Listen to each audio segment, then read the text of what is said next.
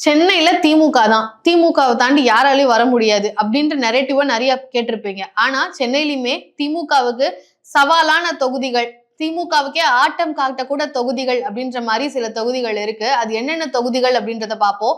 D நகர், வேளச்சேரி, விருகம்பாக்கம், மயிலாப்பூர் இந்த 4 தொகுதிகளும் திமுகவுக்கே ஆட்டம் காட்டக்கூடிய தொகுதிகளாக தான் இருந்துட்டு இருக்கு. என்னதான் திமுக 2021 தேர்தல்ல வெற்றி பெற்றிருந்தாலுமே வாட் டிஃபரன்சஸ் பாத்தீங்கன்னா 100 ஓட் டிஃபரன்ஸ்ல கூட வந்து திமுக வந்து ஜெயிச்சிருக்காங்க. சோ அப்படிப்பட்ட டிஃபரன்ஸ் இருக்கும்போது திமுகக்கு இது சவாலான தொகுதிகள் தான். அது என்ன காரணம், யார் யார் இதுல போட்டிட்டு இருக்காங்க, அந்த தொகுதிகளினுடைய வரலாறு என்ன அப்படின்றதுதான் இந்த காணொலியில நம்ம பார்க்க போறோம். முதலாவதாக டி நகர். டி நகரை பொறுத்த வரைக்கும் 2021ல கருணாநிதி அவர்கள் தான் திமுகவுக்கு சார்பாக போட்டியிடுறாங்க.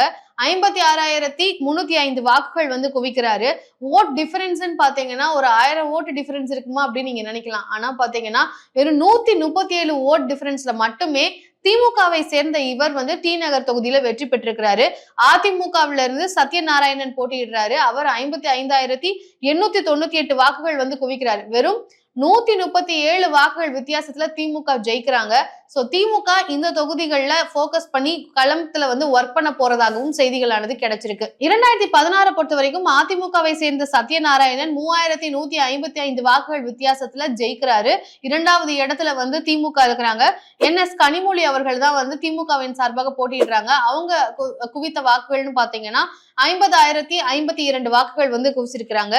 2011ல வந்து கலைராஜன் அவர்கள் தான் வந்து ஜெயிக்கிறாரு. அதிமுகவுல இருந்த இவர் இப்போ திமுகவுக்கு வந்துட்டாரு. அப்போ அவர் வந்து குவிச்ச வாக்குகள் எவ்வளவு வாக்கு டிஃபரன்ஸ்ல வந்து ஜெயிக்கிறாருன்னு பாத்தீங்கன்னா 32,462 வாக்குகள் வித்தியாசத்துல கலைராஜன் அவர்கள் அபார வெற்றி பெற்றாரு 2011ல. ஆனா இந்த கலைராஜன் இப்போ திமுகவுக்கு வந்துட்டாரு. சோ INC வந்து இந்தியன் நேஷனல் காங்கிரஸ் வந்து அந்த தேர்தலில் 2வது இடத்துல இருக்கிறாங்க. அவங்க குவிச்ச வாக்குகள்னு பாத்தீங்கன்னா 43,421. திமுகவின் சார்பாக ஃபார்மர் MLA-வான கலைராஜன் அவர்களை தான் இந்த 2026 தேர்தல்ல டி நகர் தொகுதியில போட்டியிட வைக்க போறாங்கன்ற தகவலும் கிடைச்சிருக்கு. இவருக்கான வாக்கு வித்தியாசத்துல இவர் வெற்றி பெற்றதுன்னு பாத்தீங்கன்னாலே கிட்டத்தட்ட 32,000 கிட்ட வாக்கு வித்தியாசத்துல வெற்றி பெறாரு. சோ இவர் ஒரு ஸ்ட்ராங்கான கேண்டிடேட் அப்படின்ற அடிப்படையில திமுக இந்த தேர்தலுக்கு இவரை தான் களத்துல இறக்க போறாங்களாம். 2006லயுமே கலைராஜன் அவர்கள் தான் அதிமுக சார்பாக போட்டியிட்டு வெற்றி பெறாரு. 16,477 வாக்குகள் வந்து வித்தியாசத்துல வெற்றி பெறாரு. சோ இந்த மாதிரி ஒரு ஸ்ட்ராங்கான கேண்டிடேட் திமுகவுல போட்டியிடுறாரு அப்படின்றப்போ அது ரெட்டலைக்கு கிடைச்ச வாக்கா அல்லது கலைராஜனுக்கு கிடைச்ச வாக்கா அப்படின்றத நிரூபிக்கக்கூடிய ஒரு சூழலும் அமையும். இந்த டி நகர் தொகுதியை பொறுத்த வரைக்கும் ஸ்ட்ரைக் ரேட் அப்படின்னு பாத்தீங்கன்னா அதிமுக 50% வெற்றி பெற்றிருக்காங்க, திமுகவும் 50% வெற்றி பெற்றிருக்காங்க. கிட்டத்தட்ட 2 பேருமே 4 தேர்தல்கள்ல வெற்றி பெற்றிருக்காங்க.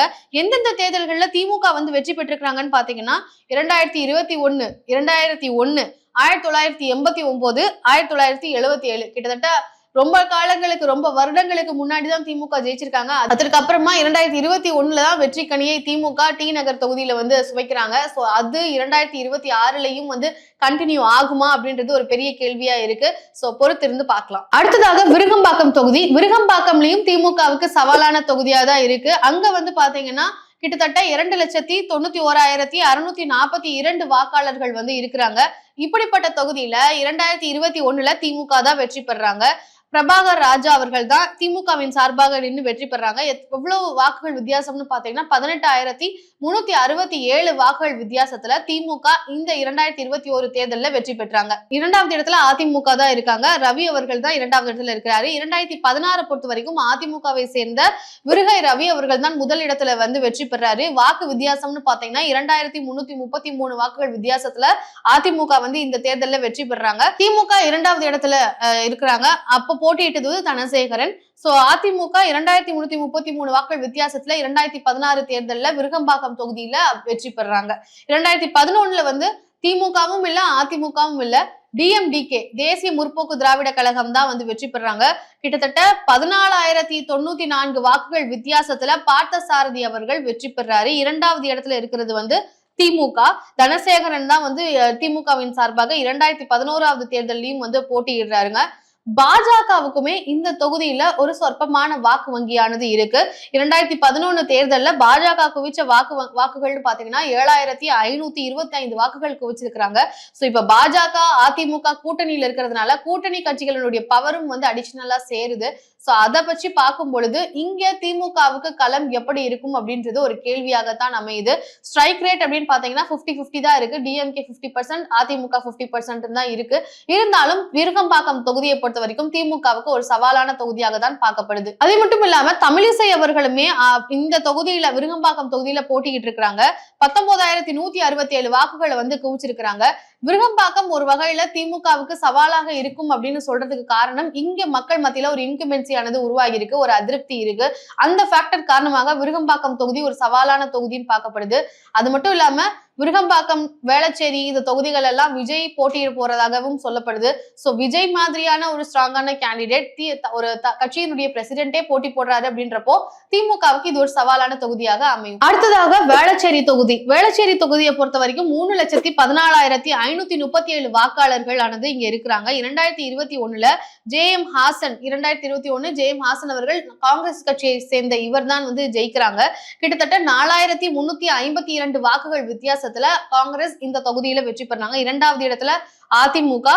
அது மட்டும் இல்லாம அந்த தேர்தல்ல அம்மா மக்கள் முன்னேற்ற கழகமும் வந்து போட்டியிடுறாங்க. அவங்க குவிச்ச வாக்குகள்னு பாத்தீங்கன்னா 1977 வாக்குகளை வந்து குவிச்சிருக்காங்க.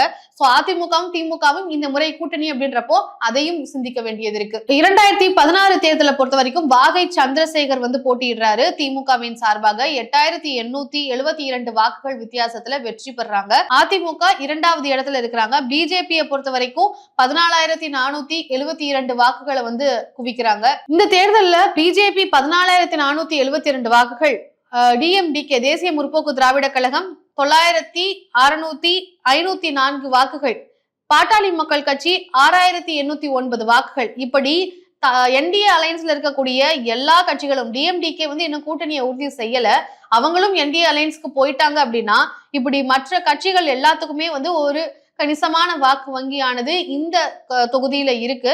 சோ வேளச்சேரி தொகுதியும் திமுகவுக்கு ஒரு சவாலான தொகுதி அப்படின்றது 2016 தேர்தலை பார்க்கும்போது தெரியுது. களம் வந்து மாறிக்கிட்டே இருக்குன்றதுல எந்த ஒரு மாற்று கருத்தும் இல்ல. சோ வரலாறை பார்க்கும் பொழுது திமுகவுக்கு இது ஒரு சவாலாக அமைய வாய்ப்பு இருக்கு. 2011 பொறுத்த வரைக்கும் அதிமுக தான் வெற்றி பெறாங்க. அதுவும் 31,720 வாக்குகள் வித்தியாசத்துல அதிமுக வெற்றி பெறாங்க. இதுல 2வது இடத்துல பிடிச்சிருக்கிறதுன்னு பாத்தீங்கன்னா பாமக தான் இந்த தொகுதியை பொறுத்த வரைக்கும் 2வது இடத்துல இருக்கிறாங்க. நான் ஏற்கனவே சொன்ன மாதிரி பாமகவுக்கும் இந்த தொகுதியில வாக்கு வங்கியானது இருக்கு. சோ இந்த தொகுதியை பொறுத்த வரைக்கும் 2021 காங்கிரஸ் கட்சியை சேர்ந்த ஹாசன் அவர்கள் தான் நின்று வெற்றி பெறாரு. இந்த தொகுதியில இந்த முறை திமுகவினுடைய கேண்டிடேட்டை நிக்க வைக்க திட்டமிட்டு இருக்காங்களாம். காரணம் வேளச்சேரி, விருகம்பாக்கம் விவி சென்டிமெண்ட்ல விஜய் வந்து இந்த தொகுதியில போட்டியிட்டாரு அப்படின்னா திமுகவினுடைய ஒரு ஸ்ட்ராங்கான கேண்டிடேட் போட்டியிட்டாதான் சரியா இருக்கும்னு திமுக ஒரு எலெக்ஷன் ஸ்ட்ராட்டஜியை போட்டிருக்கிறாங்களாம். இந்த மாதிரி சவாலான தொகுதிகள்ல திமுகவினுடைய ஸ்ட்ராங்கான கேண்டிடேட்டை இறக்கி விடுறதுதான் திமுகவினுடைய இந்த தேர்தலுக்கான திட்டமா. அடுத்ததாக சவாலான இருக்க தொகுதி அப்படின்னு பாத்தீங்கன்னா மயிலாப்பூர்ல கிட்டத்தட்ட 2,69,627 வாக்குகளானது இருக்கு. 2021 திமுக தான் ஜெயிக்கிறாங்க. மயிலை வேலு அவர்கள் 12,633 வாக்குகள் வித்தியாசத்துல ஜெயிக்கிறாரு. 2வது இடத்துல இருக்கிறது அதிமுக. 2016 அதிமுக தான் வெற்றி பெறாங்க. நடராஜ் அவர்கள் 14,728 வாக்குகள் வித்தியாசத்துல வெற்றி பெறாரு. 2வது இடத்துல இருக்கிறது நேஷனல் காங்கிரஸ், இந்திய நேஷனல் காங்கிரஸ் கட்சி. 2011 மயிலாப்பூர் தொகுதியில அதிமுகவினுடைய ராஜலட்சுமி அவர்கள் தான் வந்து வெற்றி பெறாங்க. 29,204 வாக்குகள் வித்தியாசத்துல வெற்றி பெறாங்க. 2வது இடத்துல இருந்தது காங்கிரஸ் கட்சி. சோ இந்த தொகுதியை பொறுத்த வரைக்கும் காங்கிரசினுடைய ஒரு ஆதிக்கமானது இருக்கு. காங்கிரஸ் கட்சிக்கு வாக்கு வங்கியானது இந்த தொகுதியில இருக்கு அப்படின்னு இருந்தாலும் இந்த தொகுதியில ஒரு இன்ட்ரெஸ்டிங்கான ஒரு ஃபேக்ட் அப்படின்னு பாத்தீங்கன்னா மயிலாப்பூர் தொகுதியில 2011 போட்டியிட்ட அதிமுகவினுடைய வேட்பாளர் ராஜலட்சுமி பிஜேபி கட்சிக்கு மாறினாங்க. இப்ப பிஜேபில இருந்து தாவேகாவுக்கு 2025 வந்து இணைஞ்சிட்டாங்க. இப்போ தாவேகாவின் சார்பாக ராஜலட்சுமி அவர்கள் தான் இந்த முறை வந்து போட்டி போட போறதாகவும் தகவலானது கிடைச்சிருக்கு. சோ அதன் காரணமாக ஏற்கனவே திமுகவுக்கு சவாலாக இருக்கக்கூடிய இந்த ஒரு தொகுதியில அதிமுகவினுடைய ஒரு ஸ்ட்ராங்கான வேட்பாளர் தாவேகாவுக்கு போயிருக்காங்க. சோ அதுவும் இந்த ஒரு தொகுதி திமுகவுக்கு சவாலாக மாத்தி இருக்கு. இந்த தேர்தலை பொறுத்த வரைக்கும், இந்த தொகுதி மயிலாப்பூரை பொறுத்த வரைக்கும் திமுக 4 முறை ஜெயிச்சிருக்காங்க 1977ல இருந்து. எந்தெந்த இயர்லன்னு பாத்தீங்கன்னா 2021, 1996, 1989, 1977 இப்படி 1900 அப்படின்ற மாதிரி நூற்றாண்டு கடந்து வெற்றியை அதுக்கப்புறமா 2021 தான் பாக்குறாங்க. சோ இப்படிப்பட்ட தொகுதியில 2026ல திமுக ஜெயிப்பாங்களா, டோர் டு டோர் போய் கேம்பெயின் பண்ண போறதாவும் திட்டமிட்டு இருக்காங்க. இது எல்லாத்தையும் மக்கள் கன்சிடர் பண்ணி அவங்களுடைய கேம்பெயின் எல்லாம் கன்சிடர் பண்ணி இந்த சவாலான தொகுதிகள்ல மக்கள் வெற்றி பெற வைப்பாங்களா, திமுக வெற்றியை பார்ப்பாங்களா அப்படின்றதெல்லாம் பொறுத்திருந்து பார்ப்போம். உங்களுக்கு என்ன தோணுது? இந்த வரலாறு எல்லாம் பார்க்கும் பொழுது திமுகவுக்கு இந்த தேர்தல் வெற்றியை இந்த தொகுதிகள் கொடுக்குமா அப்படின்றத பத்தி கருத்துக்களை கமெண்ட்ல சொல்லுங்க.